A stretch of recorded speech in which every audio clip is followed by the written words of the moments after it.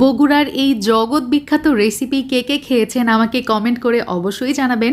আজকে আমি শেয়ার করতে যাচ্ছি আমার প্রাণের শহর বগুড়া মহাস্থানগড়ের খুবই জনপ্রিয় একটি খাবার, সেটা হচ্ছে কটকটি, মহাস্থানগড়ের কটকটি।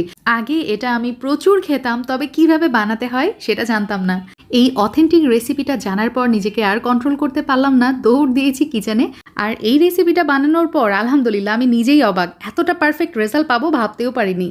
তো চলুন আমার কিচেনে আজকের এই বিখ্যাত রেসিপিটা আপনাদের সঙ্গে শেয়ার করছি। প্রথমে একটা বোলের মধ্যে আমি 1.5 কাপ পরিমাণ চালের গুঁড়া ব্যবহার করেছি। এখানে আমি আতপ চালের গুঁড়া নিয়ে নিয়েছি, সাথে লবণ দিয়ে দিলাম 1/2 চা চামচ, তার সাথে চিনি ব্যবহার করেছি 1 চা চামচ। এখন আমি মিক্স করব 1/4 কাপ কুকিং অয়েল এবং 1/4 কাপ বাটার। আপনারা চাইলে কিন্তু এখানে ঘি, শুধু তেল অথবা শুধু বাটারও ব্যবহার করতে পারেন। আমি দুইটা মিক্স করে একসাথে এখানে ইউজ করেছি। সব মিলিয়ে 1/2 কাপ মতো বাটার আর তেলের মিশ্রণ আছে।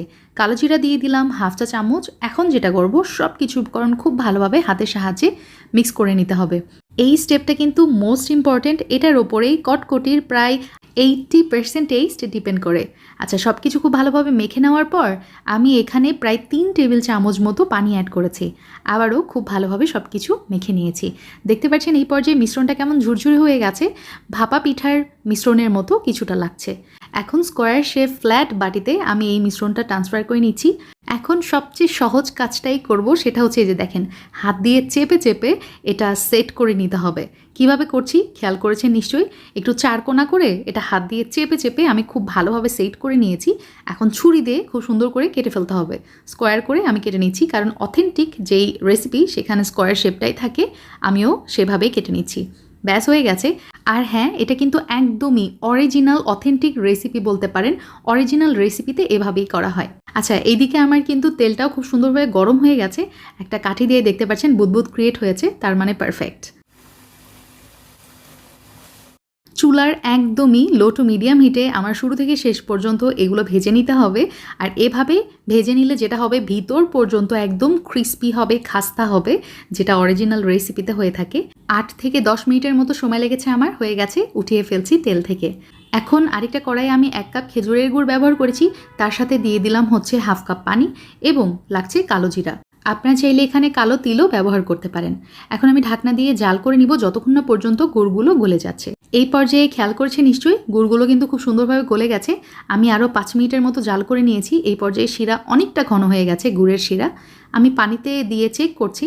পানিতে দেওয়ার সাথে সাথে শিরাটা কিন্তু পানির সাথে মিশে যাচ্ছে, তার মানে এই শিরা আরও কিছু সময় জাল করতে হবে। প্রায় 2 মিনিটের মতো আরও জাল করে নিয়েছি। এখন আমি চেক করছি।